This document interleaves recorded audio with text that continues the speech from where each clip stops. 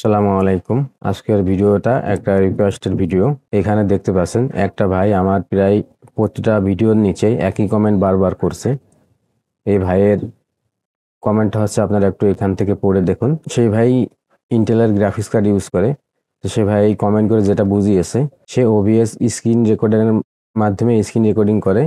তো সে ফাইলটা আপনার এভিআইতে হয় এবং ওই ফাইলটা অ্যাডোবি প্রিমিয়ার প্রোতে ইনপুট করলে শুধুমাত্র অডিওটা ইনপুট হয়, ভিডিওটা ইনপুট হয় না। তো এই বিষয় নিয়ে আজকের এই ভিডিওটা, যে আপনাদের যাদের সেম সমস্যা হচ্ছে আপনারা কিভাবে এই সমস্যাটাকে সলভ করবেন আর কি। তো দেখতে পাচ্ছেন আমি ওবিএস এর মাধ্যমে আমার এই স্ক্রিনটাকে রেকর্ড করছি।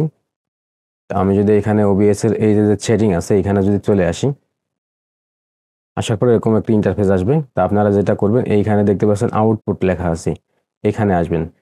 আসার পরে এটা হচ্ছে আপনার স্ট্রিমিং করার জন্য এই সেটিংটা, আর এটা হচ্ছে আপনার রেকর্ডিং করার জন্য। তো প্রথমে আপনার স্ট্রিমিংটা সিলেক্ট থাকবে। তো আপনারা এইখান থেকে এই রেকর্ডিং অপশনে ক্লিক করবেন। ক্লিক করার পরে এইখানে আপনার টোটাল সেটিংটা কিন্তু দেখতে পারবেন। তো আপনাদের হয়তো এইখানে এই যে আউটপুট মোড যেটা, এটা হয়তো সিম্পল দেওয়া থাকবে, আপনারা এইখান থেকে অ্যাডভান্স করবেন। দেখতে পাচ্ছেন যেহেতু আমারটা স্ক্রিন রেকর্ডিং হচ্ছে অলরেডি, যে কারণে আমি এখান থেকে চেঞ্জ করে দেখাইতে পারলাম না। তো এটা অ্যাডভান্স মোডে এনে এরপরে এখানে দেখতে পাচ্ছেন যে রেকর্ডিং ফরম্যাট, এখানে আপনার MP4 দেওয়া। আপনাদের এইখানে যদি AVI বা আদার্স কোনো ফরম্যাট সিলেক্ট করা থাকে, আপনারা এইখান থেকে এই যে MP4 যে ফরম্যাটটা, এটা সিলেক্ট করে দিবেন। আর এইখানে দেখতে পাচ্ছেন যে ভিডিও ইনকোডার, এটা আপনার স্টিম ইনকোডার যেটা ডিফল্টভাবে এটা সিলেক্ট করা আছে।